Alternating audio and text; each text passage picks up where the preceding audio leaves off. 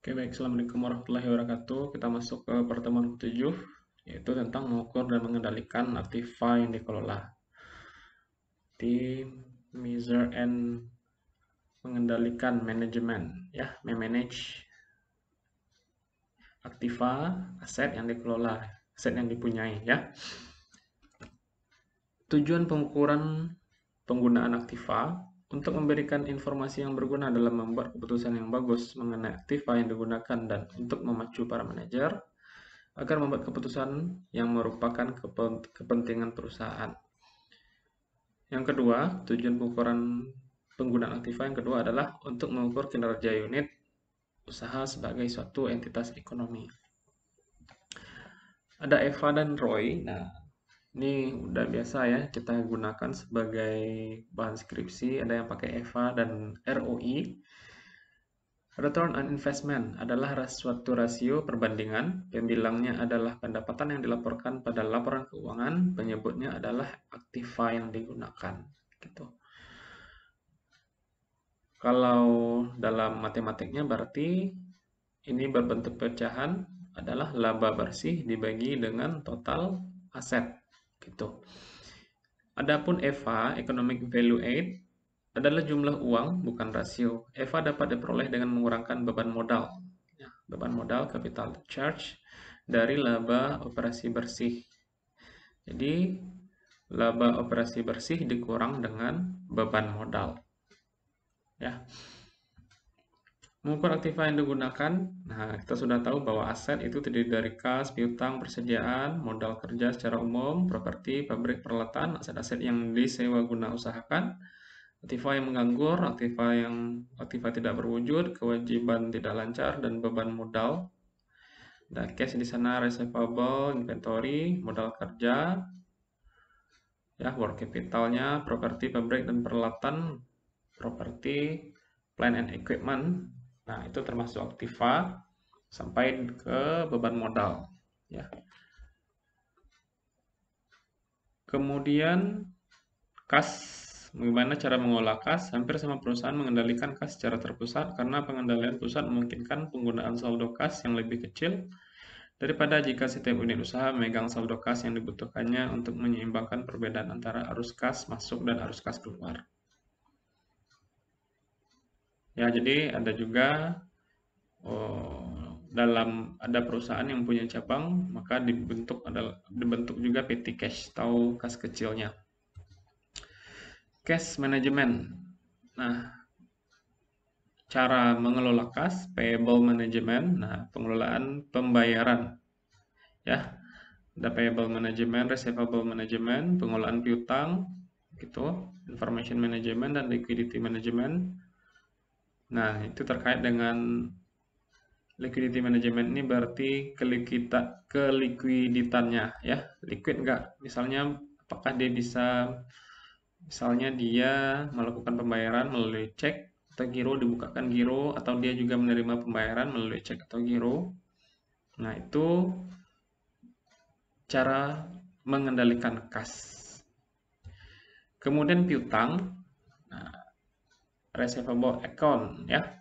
Manajer unit usaha mempengaruhi tingkat piutang secara tidak langsung melalui kemampuan mereka untuk menghasilkan penjualan dan secara langsung melalui penetapan persyaratan kredit dan persetujuan atas kredit individual dan batas kredit serta melalui wewenang mereka dalam menagih kredit yang telah jatuh tempo. Jadi piutang, nah ketika perusahaan ini juga beberapa perusahaan menerapkan bahwa dia menerima pembayaran melalui piutang gitu kan. Nah, tidak cash tapi melalui piutang, namun harus di manajemen piutangnya agar tidak terlalu banyak eh, apa namanya piutang yang nggak bisa ditagih, ya. Nah, piutang nggak bisa ditagih berarti macet gitu. Dan perusahaan perlu menetapkan berapa batas waktunya, kemudian berapa limitnya sehingga pembayaran tersebut atau penerimaan uang tersebut dikategorikan sebagai piutang macet gitu. Kemudian prinsip pemberian piutang. Nah, ketika sebuah perusahaan, sebuah organisasi mau menerima membuka pembayaran, nah tapi dalam dalam jangka waktu tertentu atau piutang, pertama karakter dulu. Nah, cek karakter perusahaan. Karakter perusahaan ini bisa dilihat dari track record perusahaan ini kira-kira bisa nggak dia bayar utangnya gitu kan karakternya. Kemudian capacity, ya capacity berarti kemampuan dia untuk membayar piutang, membayar utangnya ya. Kemudian yang ketiga adalah capital, modal. Nah, jika seandainya piutangnya tersebut macet, kira-kira bisa nggak modalnya, bisa ada nggak yang diagunkannya, capitalnya, modalnya yang mungkin bisa untuk menambal utangnya gitu. Kolateral, kolateral ini jaminannya ya. Nah, kolateral ini jaminan, kemudian kondisi keuangan atau kondisi keuangan perusahaan atau kondisi ekonomi secara keseluruhan. Jadi harus diperhatikan. Nah, sama juga misalnya kita meminjamkan uang pada orang. Lihat karakternya dulu kira-kira kapasitasnya. Dia minjam uang 2 juta, apakah dia nanti bisa bayar atau enggak gitu. Jangan-jangan nanti setelah kita pinjamkan, ketika kita tagih, dia lebih galak pula daripada orang yang nagih lagi kan. Yang ketiga adalah capital, collateral, and condition. Ya, itu prinsip pemberian piutang. Nah, baik kepada seseorang maupun kepada eh, perusahaan. Nah, umumnya seperti itu. Proses of account receivable management. Oke, jadi process of account receivable management, file and track the status of claims with insurance carrier. Oh, jadi gini. Jadi piutang ini bisa juga di ansurasikan. Nah, file and track kan, susun dan track. Track ini apa namanya? The status, ya arsipkan gitu kan, status of claims with insurance carrier, analysis of the net claims and action by denial management team. Jadi seandainya kalau ditolak, follow up with patient for reconfirmation if denial due to demographic and insurance information. Yang kedua caranya follow up with insurance carrier if additional information is needed. Kenapa ditolak? Kenapa ditolak? Apakah karena demografinya dan insurance informasi asuransi ya. Kemudian yang kedua, kalau ditolak lagi follow up with insurance carrier if additional information is needed. Berarti ada mungkin perlu ketika kita mau klaim ke asuransi ada informasi tambahan yang diperlukan ya. Kemudian refile the corrected claims with insurance carrier. Nah, baru refile. Jadi arsipkan lagi the corrected klaim yang benar with insurance carriers. Nah, kemudian obtain payment details from the insurance carrier. Peroleh pembayaran detail dari asuransinya. Kemudian persediaan, gimana cara mengelola persediaan? Persediaan biasanya diperlakukan sama seperti piutang, yaitu dicatat pada jumlah akhir periode meskipun rata-rata antar periode lebih baik secara konsep. Persediaan kita tahu ada sistemnya FIFO, first in first out, lebih baik yang memakai konsep rata-rata ya. Nah, inventory management techniques that you need to know.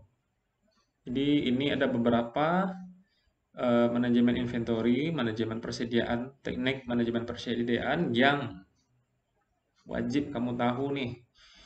That you perlu kita tahu just in time.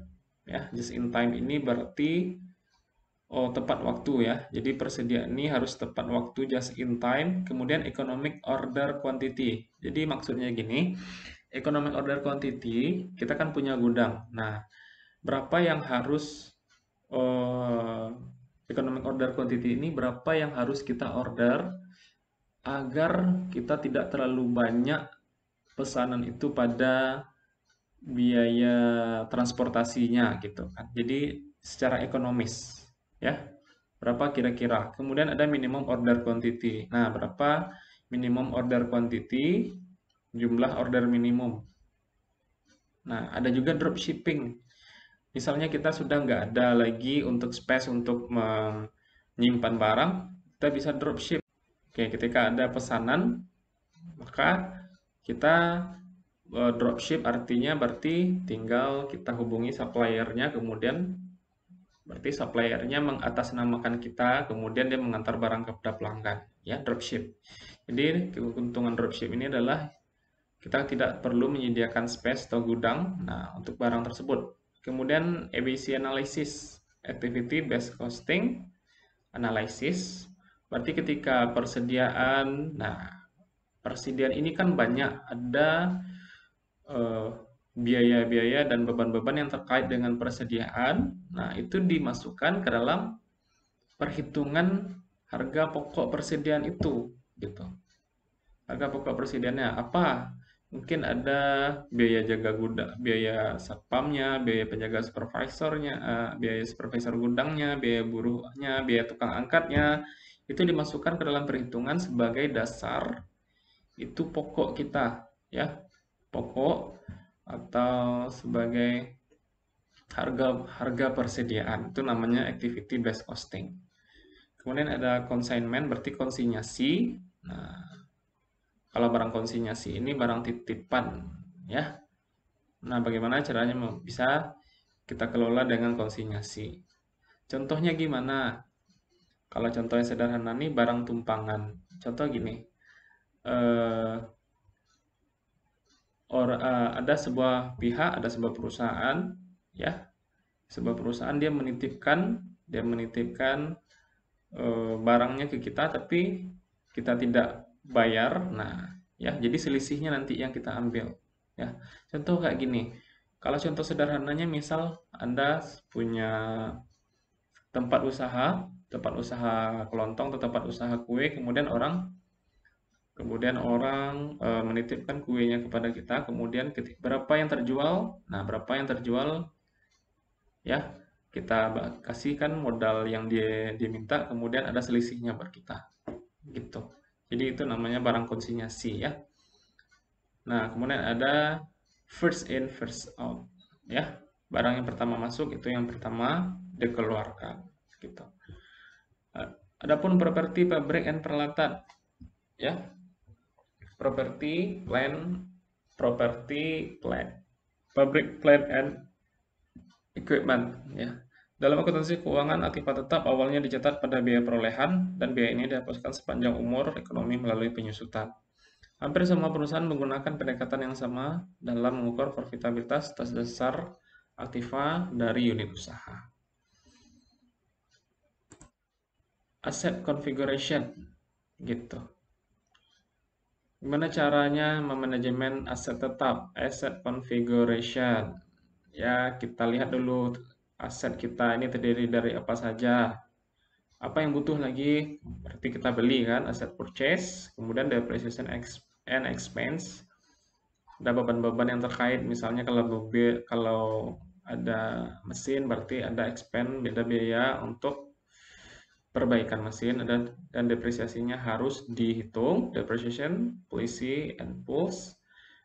Ya, kebijakan depresiasinya apa? Misalnya kalau untuk mesin cocoknya pakai jam kerja, kalau untuk truk cocoknya pakai kilometernya atau tahun, kalau untuk rumah cocoknya pakai tahun.